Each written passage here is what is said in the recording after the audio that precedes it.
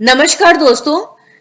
कई बार ऐसा होता है कि चाहे वो सैलरी हो, कमीशन हो या और भी कोई इनकम होती है जिस पर कि हमको पेमेंट लेना होता है, तो पेमेंट करने वाला व्यक्ति हमको पूरा पेमेंट नहीं देता है बल्कि उसमें से कुछ अमाउंट डिडक्ट कर लेता है और वो बोलता है कि हमने आपका टीडीएस कर लिया है और उसके बदले में वो आपको एक सर्टिफिकेट भी दे देता है। तो फिर जो टीडीएस उसने किया है उसके बदले वो आपको सर्टिफिकेट देता है, तो क्या वो जो टीडीएस है वो है तो आपकी इनकम का हिस्सा, तो क्या वो टीडीएस का आप रिफंड ले सकते हैं? तो उसी पर मैंने आज आप वीडियो बनाया है कि हम टीडीएस का रिफंड कैसे क्लेम कर सकते हैं और इससे रिलेटेड सभी पहलुओं को मैंने आज अपने वीडियो में शामिल किया है। चलिए सबसे पहले हम समझते हैं कि टीडीएस होता क्या है। टीडीएस का फुल फॉर्म होता है टैक्स डिडक्टेड एट सोर्स, यानी कि जहां पर इनकम का सोर्स है वहीं पर इनकम टैक्स डिडक्ट कर लिया जाता है। टीडीएस जो है वो इनकम टैक्स होता है। गवर्नमेंट ने कुछ पेमेंट जो है वो स्पेसिफाइड कर रखे हैं, जैसे कि सैलरी है, कमीशन है, प्रोफेशनल फी, रॉयल्टी है, टेक्निकल फी है। ऐसे बहुत सारे पेमेंट की लिस्ट है जो उन पेमेंट पे पेमेंट करने वाले के ऊपर ये रिस्पॉन्सिबिलिटी दी गई है कि वो पेमेंट करते वक्त ही, यानी कि जो सोर्स है इनकम का, पेमेंट करते वक्त ही उसको इनकम टैक्स के रूप में टीडीएस करना होता है और वो एक अमाउंट डिडक्ट करता है जो कि टीडीएस कहलाती है और वो डिडक्ट की हुई अमाउंट गवर्नमेंट अकाउंट में जमा करवा देता है। जो बचा हुआ पैसा है वो डिडक्टी को, जिसको उसको पेमेंट करना है, उसको दे देता है और बदले में वो जो अमाउंट गवर्नमेंट अकाउंट में डिपॉजिट करता है उसके बदले में वो आपको एक टीडीएस सर्टिफिकेट भी देता है। तो अब ये हम बात करते हैं कि जो टीडीएस हमारा हो गया है उसका रिफंड क्या होता है। तो रिफंड क्या होता है कि है तो आपका टीडीएस के आपका इनकम टैक्स ही जो आप शुरू में ही जब जब इनकम होती जाती है उस वक्त हम पे करते जाते हैं। ये टीडीएस बहुत जगह होता है, जैसे कि सैलरीड व्यक्ति है तो वो सैलरी के वक्त ही आपके एम्प्लॉयर के द्वारा आपका टीडीएस काट लिया जाता है और आपको सैलरी दे, टीडीएस करने के बाद आपको सैलरी मिलती है। कमीशन की इनकम हो या फिर जैसे बैंक में आपका एफडी हो, उस एफडी पे इंटरेस्ट है तो बैंक द्वारा उस इंटरेस्ट पर भी टीडीएस कर लिया जाएगा और आपको पूरा इंटरेस्ट नहीं दिया जाएगा, टीडीएस काट के आपको इंटरेस्ट दिया जाएगा।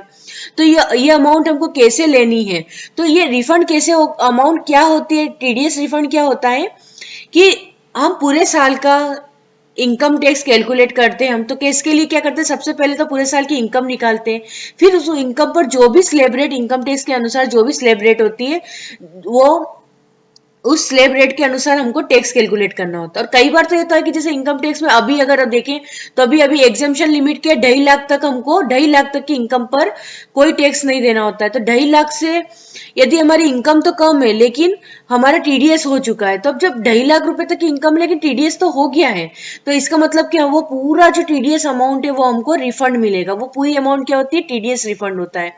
या फिर मान लीजिए कि जैसे मान लेते हैं कि आपका जो टीडीएस हुआ है वो 1.5 लाख रुपए का टीडीएस हुआ है, लेकिन आपने जब पूरे साल की इनकम कैलकुलेट की, उसमें सारी एग्जम्पशन भी घटा दी, डिडक्शन एग्जम्पशन सब घटाने के बाद आपकी जब फाइनल इनकम आई है उस पर आपने टैक्स लाइबिलिटी निकाली है, वो आपकी कम निकलती है। मान लो 80,000 रुपये निकलती है, तो जो टीडीएस हुआ था और ये जो 80,000 रुपये टैक्स निकला, इसके बीच का जो डिफरेंस है वो डिफरेंस आपका कहलाता है टीडीएस रिफंड, क्योंकि वो आपको अमाउंट वापिस मिलना चाहिए। टीडीएस रिफंड को हम क्लेम कैसे कर सकते हैं, तो ये जो डिफरेंस अमाउंट है या जो पूरा टीडीएस अमाउंट है, क्योंकि हमारी जो इनकम है वो क्या बेसिक एग्जम्पशन लिमिट से कम है, तो ऐसी स्थिति में वो टीडीएस रिफंड को क्लेम करने के लिए आपको क्या करना होता है, उसका सिर्फ एक ही रास्ता है कि यदि आपका टीडीएस ज्यादा हो गया है तो आपको इनकम टैक्स रिटर्न फाइल करना होता है। जो भी आईटीआर आप पर लागू होता है, चाहे वो आईटीआर 1 हो, 2 हो, 3 हो, 4, जो भी लागू होता है वो आपको इनकम टैक्स रिटर्न फाइल, वो आपकी इनकम पे डिपेंड करता है। इनकम टैक्स रिटर्न फाइल करके आपको अपनी पूरी इनकम बताना होगी। जितना भी आपका टीडीएस हुआ है उस टीडीएस इनकम पे हुआ तो वो इनकम आपको अपने इनकम टैक्स रिटर्न में बतानी होगी और उस पे जो टीडीएस हुआ है वो भी उसमें आपको लेना पड़ेगा, वो आप टीडीएस क्लेम करेंगे। तो जितनी भी इनकम हुई है उस पर टैक्स कैलकुलेट, जब आप रिटर्न फाइल करेंगे तो पूरी इनकम पे आपका टैक्स कैलकुलेट होगा और उस टैक्स के पे जो आपने ऑलरेडी आपका टीडीएस हो चुका है उस टीडीएस से आपका सेट ऑफ किया जाएगा। आपका जो टैक्स है वो सेट ऑफ किया जाएगा। यदि मान लीजिए कि आपसे टीडीएस आपका ज्यादा है और टैक्स कम बन रहा है तो आपको रिफंड मिलेगा। और यदि मान लीजिए कि इसका उल्टा होता है, टीडीएस तो आपका जैसे 10,000 रुपए है लेकिन आपकी टैक्स लाइबिलिटी 20,000 है, तो आपको 10,000 रुपए और पेमेंट करना होगा। तो पहली कंडीशन तो यही है कि टीडीएस रिफंड के लिए आपको इनकम टैक्स रिटर्न फाइल करना होगा। दूसरी कंडीशन ये है कि जो भी टैक्स लाइबिलिटी आपकी बन रही है उस रिटर्न में, उससे टीडीएस की अमाउंट ज्यादा होनी चाहिए। तो जो ज्यादा अमाउंट है वही आपका टीडीएस रिफंड कहलाएगा। कई बार क्या होता है कि हम फॉर्म जैसे हमको हमारे ऊपर 2.5 लाख रुपए तक की एग्जाम्शन लिमिट है, हमको उसके लिए ना तो रिटर्न भी फाइल नहीं करना पड़ता है। लेकिन मान लीजिए कि किसी ने आपका गलती से टीडीएस कर लिया है, और या फिर उनकी रेस्पॉन्सिबिलिटी, कुछ इनकम ऐसी है कि उस पर टीडीएस होता ही है चाहे आपकी इनकम कुछ भी हो, या कभी कभी ज्यादा, जैसे सैलरी है, सैलरी में से जितना आपका टीडीएस बनता था उससे ज्यादा आपका टीडीएस कर लिया है। किसी भी वजह से यदि टीडीएस हो जाता है तो उसको रिफंड लेने का एक ही तरीका है कि आपको इनकम टैक्स रिटर्न फाइल करना होगा। और इनकम टैक्स रिटर्न में आपको वो पूरी इनकम भी शो करनी होगी और साथ में वो टीडीएस को आप क्लेम करेंगे। तो टीडीएस क्या होगा, आपकी टैक्स लायबिलिटी से सेट ऑफ हो जाएगा। अब जो टीडीएस अमाउंट है इसका रिफंड का स्टेटस हम कैसे चेक कर सकते हैं? तो आप जैसे आपने इनकम टैक्स रिटर्न फाइल कर दिया, उसमें आपका रिफंड बन गया, लेकिन अभी जो रिफंड बना है इस रिफंड को हमको कब मिलेगा, कैसे मिलेगा, तो इसको हम चेक कैसे करें कि वो आया कि नहीं आया? तो आप 3 जगह पर अपने रिफंड को स्टेटस को चेक कर सकते हैं। पहला, इनकम टैक्स साइट पर कर सकते हैं। दूसरा, आप 26S और AIS एनुअल इंफॉर्मेशन स्टेटमेंट में भी देख सकते हैं। तीसरा, आप टीन NSDL की साइट पर भी देख सकते हैं। हम तीनों को देखते हैं। यदि आपको इनकम टैक्स साइट पर देखना है तो इसके लिए आपको www.incometax.gov.in पर लॉगिन करना होगा। अच्छा, रिटर्न फाइल करना हो, स्टेटस देखना हो, उसके लिए क्या जरूरी होता है? आपको सबसे पहले इनकम टैक्स की जो www.incometax.gov.in साइट है, इनकम टैक्स की ऑफिशियल वेबसाइट जो है, उस पर आपको यहाँ जो रजिस्टर ऑप्शन दिख रहा है यहाँ पर आपको पहले अपना रजिस्ट्रेशन करना होगा, उसके बाद ही आपका रिटर्न फाइल होगा। यानी कि यदि आपका रजिस्ट्रेशन नहीं है तो पहले आप क्या करें, अपना रजिस्ट्रेशन करें, उसके बाद रिटर्न फाइल करें। और रिटर्न फाइल करने के बाद अब आपको इनकम टैक्स की साइट पर आपको क्या करना है, अपना स्टेटस चेक करना है। तो इसके लिए आपको क्या करना होगा, यहाँ आपको लॉगिन करना होगा। आप लॉगिन पर क्लिक करेंगे, यहाँ पर अपना पैन नंबर देंगे, फिर कंटिन्यू पर क्लिक करेंगे, फिर अपना पासवर्ड देंगे, इनकम टैक्स का पासवर्ड जो आपने रजिस्ट्रेशन करते वक्त लिया होगा। उसके बाद आप कंटिन्यू पर क्लिक करेंगे। फिर लॉगिन करने के बाद जब आप यहाँ पे ऑप्शन देखेंगे ऊपर की साइड तो आपको दिखेगा ई फाइल। ई फाइल में आपको जाना है इनकम टैक्स रिटर्न में। इनकम टैक्स रिटर्न के अंदर आपको जाना है व्यू फाइल्ड रिटर्न। काई में जाना आपने व्यू फाइल्ड रिटर्न, मतलब जो रिटर्न आपने फाइल कर दी। तो व्यू फाइल रिटर्न पर क्लिक करेंगे तो आपके सामने पूरी लिस्ट आ जाएगी कि आपने पूरे अभी तक कितने इनकम टैक्स के रिटर्न फाइल किए हैं। कब से स्टार्ट होगा ये ऑनलाइन आपको दिखना, असेसमेंट ईयर 13-14 से। तो जितने भी रिटर्न आपने फाइल किए सब आपको दिख जाएगा। तो यहाँ पे आपको स्टेटस कैसे दिखेगा, तो ये देखिए आप यहाँ पे देखेंगे तो हर साल के आपको दिखते जाएंगे एक के बाद एक। तो उसमें आ जाएगा कि आपका रिटर्न कब प्रोसेस हुआ है, उसमें प्रोसेस हुआ तो रिफंड भी ड्यू है, और वो रिफंड कब इश्यू हुआ है, ये सारा स्टेटस आप यहाँ पर आके रिफंड का देख सकते हैं। और यहाँ पे आप अगर आपका रिफंड प्रोसेस भी हो गया है तो आपका रिटर्न प्रोसेस्ड हो गया तो आप इंटीमेशन ऑर्डर भी आप देख सकते हैं।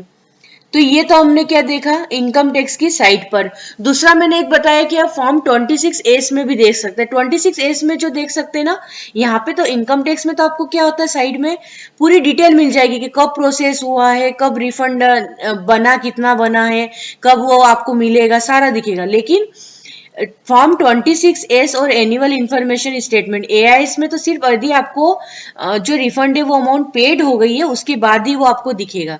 तो इसके लिए आपको क्या जाना, वही आप इनकम टैक्स अकाउंट में लॉगिन करने के बाद ई फाइल में आएंगे। ई फाइल में income tax return, income tax return के अंदर आप नीचे की साइड देखेंगे व्यू फॉर्म 26S, इस पर क्लिक करेंगे तो आपको फॉर्म 26S ओपन हो जाएगा और उसमें आपको वो अमाउंट दिख जाएगी।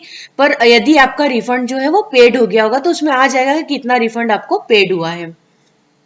अच्छा, फॉर्म 26S और AIS एनुअल इंफॉर्मेशन स्टेटमेंट, ये दोनों स्टेटमेंट में आप, अगर आपको टीडीएस सर्टिफिकेट नहीं मिला है तो आप ये 26S और AIS दोनों में आ जाकर आप ये भी देख सकते हैं कि आपको किस किस इनकम पर कितना कितना टीडीएस हुआ है।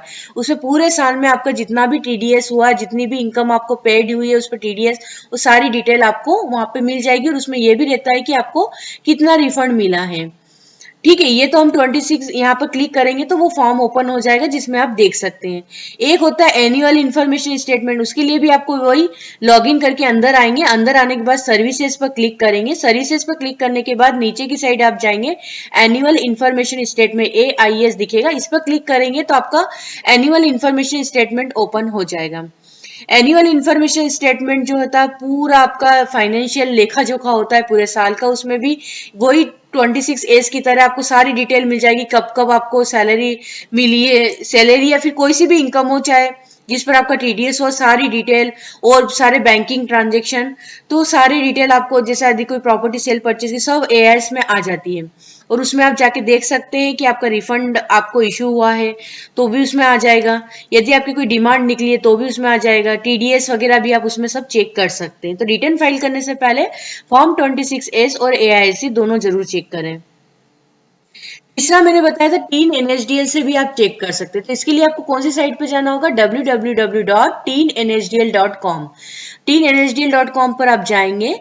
जाने के बाद आपको ऊपर की साइड आपको दिखेगा सर्विसेज, सर्विसेज पर क्लिक करके सर्विसेज के अंदर आपको ऑप्शन दिखेंगे। उस ऑप्शन में से आपको टिक लेना है status of tax refund. Status of tax refund, जो रिफंड है उसका क्या स्टेटस है जानने के लिए आपको यहाँ पर क्लिक करना होगा। फिर क्लिक करने के बाद ये साइड में आप देखेंगे स्टेटस टैक्स रिफंड, इसमें आप नीचे की तरफ देखेंगे रिफंड ट्रैकिंग, तो इस रिफंड ट्रैकिंग पर क्लिक करेंगे। फिर हम यहाँ देखेंगे टैक्स पेयर रिफंड पान, तो यहाँ आपको यहाँ पर प्रोसीड पर क्लिक करना है। उसके बाद आप अपना पैन नंबर दें, कौन से असेसमेंट के लिए आपका रिफंड किया आपने, आपको देखना है कि उसका क्या स्टेटस है आपके रिटर्न का, रिफंड का, तो वो असेसमेंट ये सिलेक्ट करें। उसके बाद जो ये कोड दिया हुआ है, कोड आपको यहाँ पर इंटर करना है और प्रोसीड पर क्लिक कर दें। तो उसके बाद आपको डिटेल आ जाएगी, इसमें आपको पता चल जाएगा कि आपका जो है रिफंड प्रोसेस्ड हुआ है या नहीं हुआ है। प्रोसेस्ड हुआ है तो अभी तक वो आपके अकाउंट में आया है या नहीं आया है, यदि अकाउंट में आ गया तो किस तारीख को आपके अकाउंट में आया है, वो पूरी डिटेल आपको यहाँ पर, आप जब जैसे ही प्रोसीड करेंगे तो पूरी डिटेल आपके सामने आ जाएगी। ये तो हमने देखा कि हमको कैसे टीडीएस क्लेम करना है और इसका स्टेटस चेक करना है। अब हम बात करते हैं कि यदि टीडीएस रिफंड हमको कितने दिनों में मिल जाता है। वैसे तो टीडीएस अभी के जो प्रोसेस हो रहे हैं तो बहुत जल्दी जल्दी प्रोसेस हो रहे हैं, कई बार तो 3-3 4-4 दिन में भी हमको रिफंड आ जाते हैं। लेकिन जनरली अब ये तो डिपेंड करता है कि आपका इनकम टैक्स रिटर्न कितने समय में प्रोसेस होता है। वैसे अभी जो मैंने बताया कि 2-4 दिन में भी आपके रिफंड आ रहे हैं, लेकिन ये लगभग 15 दिन से 6 महीने तक का टाइम भी ले लेते हैं। वैसे अब जब से नया पोर्टल, इनकम टैक्स का नया पोर्टल आया है, तब से जल्दी जल्दी रिफंड आ रहे हैं। एक क्वेश्चन उठता है कि क्या टीडीएस जो रिफंड हमको मिलता है, तो मैंने बताया कि शुरू में ही आप अपना क्या करते हैं, जहां पर इनकम का सोर्स है वहीं पर आप टैक्स का पेमेंट कर देते हैं। तो क्या उस टीडीएस के रिफंड जो अमाउंट है उस पर इंटरेस्ट भी पे किया जाता है? तो जी हाँ, जो भी गवर्नमेंट की उस समय रेट रहती है, उस रेट से, फिक्स्ड रेट रहती है, उस फिक्स्ड रेट से वो टीडीएस रिफंड के ऊपर भी आपको ब्याज देते हैं। और ये जो इंटरेस्ट होता है ये अदर सोर्स, आपके रिटर्न में अदर सोर्सेस की इनकम में आएगा और इस पर भी ये टैक्सेबल होता है। अच्छा, ये जो मैंने बताया ना, ये सब आप कहाँ से दिख जाएगा आपको, 26S और AIS में दिख जाएगा कि आपको कितना रिफंड मिला है और उस पर कितना इंटरेस्ट मिला है। अच्छा, अब जैसे मैंने बताया कि सैलरी है, आपके एम्प्लॉयर ने सैलरी आपकी डिडक्ट कर ली, या फिर और भी कोई से भी जिस पे भी टीडीएस के प्रोविजन लागू होते हैं वो उन्होंने कर लिए। तो लेकिन मान लीजिए कि आपके एम्प्लॉयर ने आपकी सैलरी 50,000 रुपये डिडक्ट की, और लेकिन उसने गवर्नमेंट, और जो डिडक्ट अमाउंट है उसको गवर्नमेंट अकाउंट में जमा करना है, उसने गवर्नमेंट अकाउंट में सिर्फ 30,000 रुपये जमा किए। तो उस स्थिति में आपको टीडीएस रिफंड कैसे मिलेगा, आप कितना टीडीएस क्लेम कर सकेंगे? तो आप 30,000 रुपए ही क्लेम कर सकेंगे। आप सिर्फ वही अमाउंट टीडीएस की वही अमाउंट क्लेम कर सकते हैं जितना डिडक्टर द्वारा, मतलब जिसने टीडीएस किया है उसके द्वारा गवर्नमेंट अकाउंट में जमा किया गया है। मतलब ऐसा नहीं कि आपका 50,000 उसने डिडक्ट किया है लेकिन 30,000 गवर्नमेंट अकाउंट में डाला है तो आप 50,000 आप टीडीएस क्लेम नहीं करेंगे, आप 30,000 ही कर पाएंगे। इसके लिए आपको अपने डिडक्टर के पास जाके उससे कहना होगा कि हाँ आप बचा हुआ पेमेंट भी आप करें। जब तक वो पेमेंट नहीं करेगा, पूरा टीडीएस जमा नहीं करेगा, तब तक आप पूरे अमाउंट की आपका पूरा अमाउंट क्लेम नहीं कर पाएंगे। जैसे कि मैंने बताया 3 एनएसडीएल पर आपने चेक किया और आपका आ जाता है कि जो आपका रिफंड है वो आउटस्टैंडिंग अमाउंट के अगेंस्ट एडजस्ट कर लिया गया है। तो ऐसे में क्या ये हो सकता है? तो हाँ, यदि आपके इनकम टैक्स डिपार्टमेंट में पिछले साल में यदि कोई आपकी आउटस्टैंडिंग अमाउंट है, कोई क्लेम उनका बन रहा है, तो यदि आपका इस साल रिफंड आता है तो वो सबसे पहले उस रिफंड की अमाउंट से उनकी आउटस्टैंडिंग अमाउंट को क्लियर करेंगे और बची हुई अमाउंट आपको रिफंड कर दी जाएगी। और ये अगर आउटस्टैंडिंग अमाउंट आप चाहें तो अपने इनकम टैक्स अकाउंट में लॉगिन करके आप चेक कर सकते हैं कि किसके अगेंस्ट इन्होंने, कौन सी डिमांड के अगेंस्ट उन्होंने ये एडजस्टमेंट किया है। कई बार एक क्वेश्चन उठता है कि जब हम इनकम टैक्स रिटर्न फाइल करते हैं तो उसमें टीडीएस का जो रिफंड लेने के लिए क्या हमको कोई डॉक्यूमेंट भी सबमिट करने होंगे? तो जी नहीं, आपको कोई भी डॉक्यूमेंट, सिर्फ आपको इनकम टैक्स रिटर्न फाइल करना है, रिटर्न के साथ कोई भी डॉक्यूमेंट सबमिट नहीं किए जाते हैं। हाँ, पर यदि आपका स्क्रूटनी में केस चला जाता है या आपके पास कोई नोटिस का रिप्लाई आपसे मांगा जाता है तो उस समय आपसे डॉक्यूमेंट्स मांगे जा सकते हैं। कई बार क्या होता है कि हम जब रिफंड तो ले लेते हैं, हमने इनकम टैक्स रिटर्न फाइल कर दिया, उनका रिफंड भी प्रोसेस्ड हो गया, लेकिन जब रिफंड इशू हो गया है, लेकिन किसी वजह से, जैसे मान लीजिए कि आपका अकाउंट गलत नंबर चला गया हो, या आपका अकाउंट जो है, आपका जो एड्रेस दिया था वो गलत चला गया हो, या और भी कोई वजह हो सकती है जिसकी वजह से आपको रिफंड नहीं मिला है, तो रिफंड री इशू आप कैसे करा सकते हैं? तो इसके लिए आपको क्या करना पड़ेगा, वही इनकम टैक्स के साइट पर आप लॉग इन करेंगे। लॉगिन करने के बाद आपको सर्विसेज पर आना है। सर्विसेज में आने के बाद आप यहाँ पर आपको एक ऑप्शन दिखेगा रिफंड री इश्यू का, तो ये रिफंड री इश्यू पर आपको क्लिक करना है। रिफंड री इश्यू पर जैसे ही आप क्लिक करेंगे तो यहाँ पर जो दिखेंगे, जो रिफंड री इश्यू की आपने रिक्वेस्ट डाली है उसकी क्या स्टेटस है वो यहाँ पर आपको दिख जाएगा। और आपको नए रिफंड री इश्यू के लिए रिक्वेस्ट डालनी है तो सबसे पहले आपको ये जो बॉक्स दिख रहा है, चेक रिफंड री इश्यू रिक्वेस्ट प्लस, तो यहाँ पर आपको क्या करना है, आपको क्लिक करना है। आप क्लिक करेंगे तो आपके सामने जितने भी आपने आपके रिफंड ड्यू थे और वो रिफंड क्या हो गए थे, फेल हो गए थे, आपको नहीं मिल पाए थे किसी भी वजह से, तो आपको यहाँ पर उसकी लिस्ट दिख जाएगी। तो उसमें से जिस रिफंड रीइश्यू की आपको रिक्वेस्ट डालनी वो वाली एक्नॉलेज नंबर आपको सिलेक्ट करनी है। सिलेक्ट करके उस एक्नॉलेज नंबर को सिलेक्ट करेंगे, उसके बाद कंटिन्यू पर क्लिक करेंगे। कंटिन्यू पर क्लिक करने के बाद आपको बैंक का जो बैंक अकाउंट वाली पेज होता है वो आपके सामने आ जाएगा। तो आपको वो बैंक अकाउंट इसमें सिलेक्ट करना होगा जो कि पूर्व वैलिडेट है। तो जो वैलिडेट बैंक अकाउंट है, जो आपको इसके लिए क्या करना पड़ेगा, इसके लिए पहले अपनी प्रोफाइल, पहले ही अपने अकाउंट में जाके अपने बैंक अकाउंट को आपको ऐड करके वैलिडेट करना होगा। फिर आप यहाँ पर आपके पास बैंक की लिस्ट आ जाएगी, उसमें से आप चुन लें कि कौन से बैंक अकाउंट में आप रिफंड चाहते हैं और उसके बाद प्रोसीड टू वेरिफिकेशन कर दें। अब मैंने आपको बताया कि आपको जो है बैंक अकाउंट प्री वैलिडेट होना चाहिए। तो बैंक अकाउंट प्री वैलिडेट होने के कैसे करना है वो भी मैं अभी आपका आगे बताऊंगी। तो यहाँ पर आप बैंक अकाउंट सिलेक्ट करके क्या करेंगे, प्रोसीड टू वेरिफिकेशन कर देंगे।